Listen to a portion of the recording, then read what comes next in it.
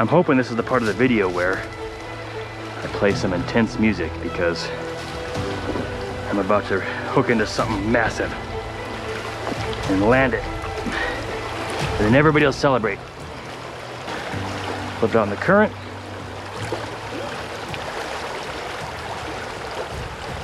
Oh, right there. And there it is. Cue up music. Oh, yeah, come on. I keep him in this back current here. Yeah, he's not that big.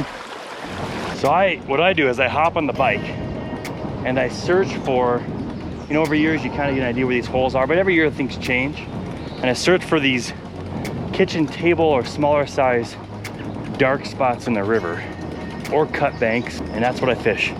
I don't spend a lot of time casting. Hole hopping is what we're doing. All right, we're gonna get down here and fish a little cut bank. One of my favorite spots to pulling a Rapala. Also one of the most difficult spots to land a fish while staying dry. So we have this cut bank. I can put the Rapala in the current and pull it back slowly. See if I can't get something to come out from the shadows.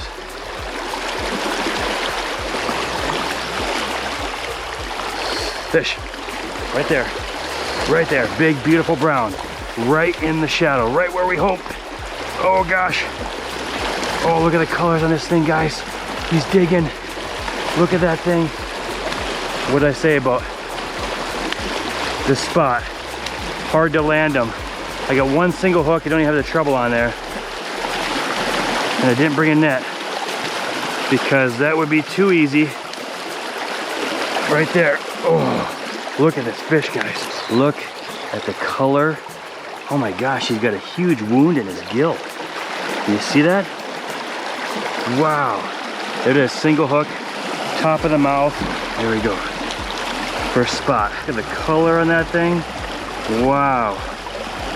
Really amazing fish. Look at that cut right there. Let's get you a good release. Oh, okay, you're going. You're good. You're good. There you go. Right there. Back to fight another day. Guys, this was literally my second cast in this spot. Right here along the Boise. I'm sitting in a pile of thorns. I hooked that fish.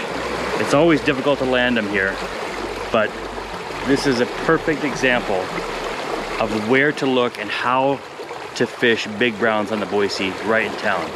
We're not looking at those big holes. We're not looking at those wide open spaces by bridges. We're looking at holes. And what would be my holes is just a deeper spot, darker water, maybe the size of your kitchen table or smaller. I find like the bigger ones don't hold the browns like those small holes do. Hopefully that makes sense. And what we do is we run that Rapala. This is my favorite time. Rapalas for big browns. I am so tangled up. Hold on, time out. All right, this is the perfect time to run Rapalas like this. This is an SR5 crawdad color. It floats, so you get it out in the current and you just give it a little tension and it dives right into those holes. I have bugs crawling everywhere. Hopefully nothing poisonous. Ow. And as you can see, I replaced the treble hooks with single inline hooks. I feel like it's less stress on the fish. And I'm kind of doing a personal study this spring and summer. I think the hookup rate is at least the same as treble hooks.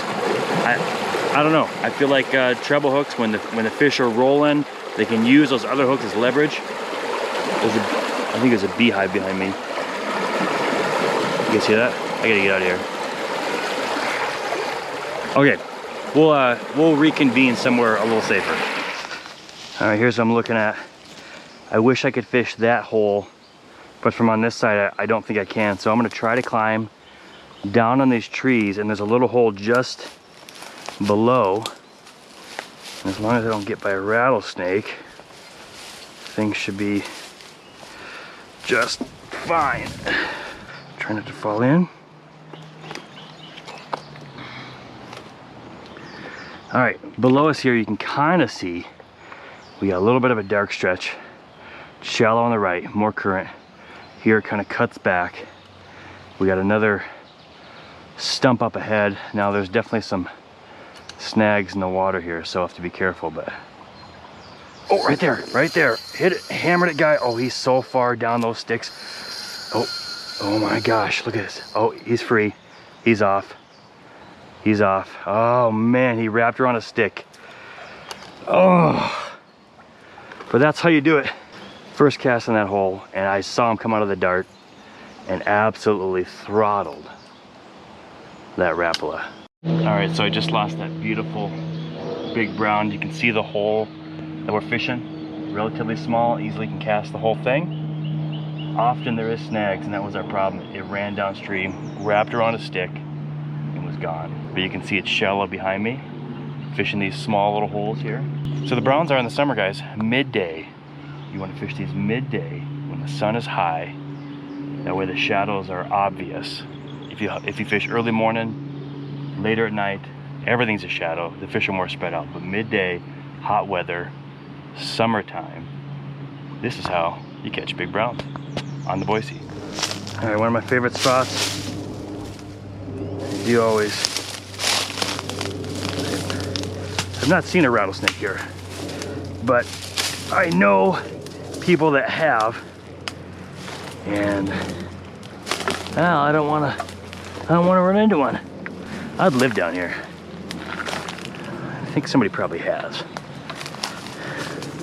After you get all the cobwebs out of your face. Oh, and spiders, bugs, and everything else. We've caught multiple 20-inch fish out of this hole. We have 2 swirls. This one is usually full of sticks, and I've never caught anything huge out of here. This way is a cut bank, so we're gonna start on this little back eddy here.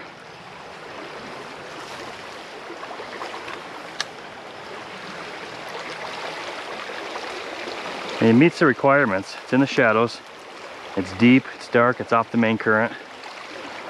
But for some reason, I've never caught anything huge out of here. I've definitely gotten snagged a bunch. It's an awesome cut bank right here. So what I like to do is sneak around this side of the tree, flip it in the current, start working the edge here.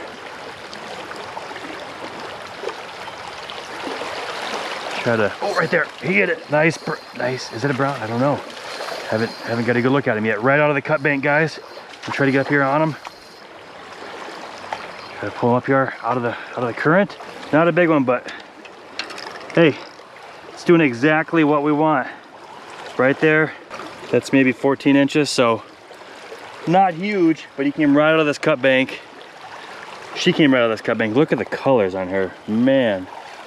Some beautiful markings, amazing. And there you go. All right, just taking a quick break to change out batteries, make a game plan. Just want to again show you what I'm using where I have a little more space. This is a Rapala SR5. It's floating and it dives down as there's tension put on the line. So how I fish these holes is I'll cast this out in the current and just give it a pull back, and it dives right down to those holes. You want it bumping bottom. You don't want it out in the current doing shoo, shoo, shoo, shoo. You want it you want to be able to pull through those holes. There's a little bit less current, and as I said earlier, I have these single inline hooks on here, which I was kind of experimenting with this spring, trolling for perch and now fishing the rivers for trout. I've never really liked treble hooks. They for one, they're really hard on fish, and two, I feel like I've lost more fish than I should with treble hooks. And so I thought, hey, a single hook, there's less wear and tear on that fish, less for it to kind of pry around with those hooks that aren't wedged in the mouth and maybe break loose. That's kind of my theory.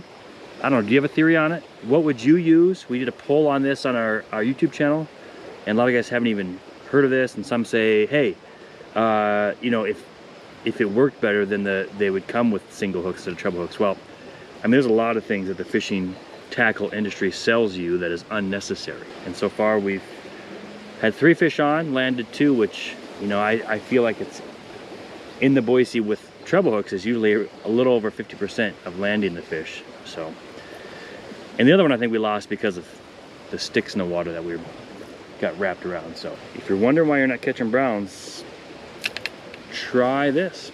Today I'm also trying the new media pack for the GoPro Hero 8. I've never used it before. It's got a front facing and a rear facing microphone. And so we'll see, hopefully I set up right. Maybe it'll just be one long video with no audio. That would suck. We'll just do a music video then.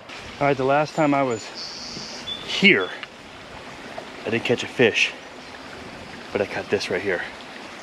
We're gonna move over to this side, fish that overhang. You can see, hopefully you can see where it starts to get dark.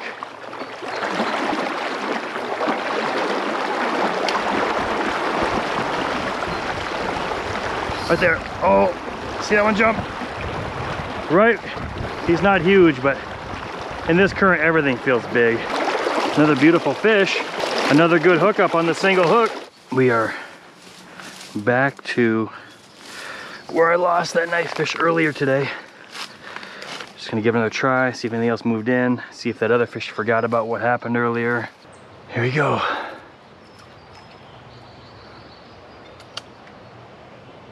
Different lighting than this morning.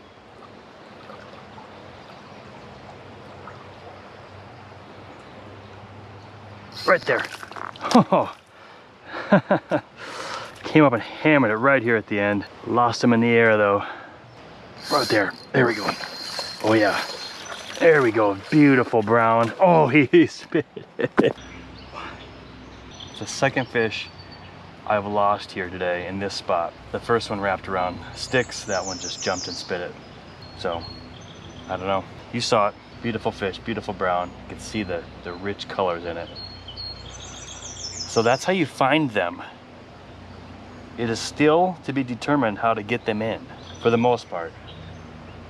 The single hook has worked great today, but there was one example where they still got off. Here's the lesson though. We hit this spot about an hour and a half ago. Don't be afraid to come back to the exact same spot you fished earlier in the day and try again. We're back to where we started. Try to duplicate or one up. Oh, that's a big moving boulder. So we got that beautifully colored brown earlier today. Running right through that shadow again. Right there, hit it again. Oh gosh, we have a big fish, guys. Please stay on. Please stay on, he's just down deep.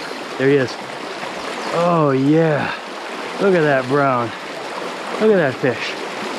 Gotta keep it, if I can keep his head up, we might be able to get him in here. It's the same one. It's the same fish. What? Same fish. 1.5 hours apart. Hammered it. He liked it so much, he came back for more. There he is. And there's that hole in the gill plate. So a little more light this time. Beautiful. You know, treat your fish the best you can. Get a good release. A lot of times I think you'll catch them again. But twice within maybe 2 hours. That's awesome. Well, that seems like a good one to end on. Catching the same fish I did 2 hours ago. It'd be super cool if you enjoyed the video or found it at all useful or even possibly entertaining. You can hit that like button, subscribe if you want. Regardless, we appreciate your time. Thanks for watching.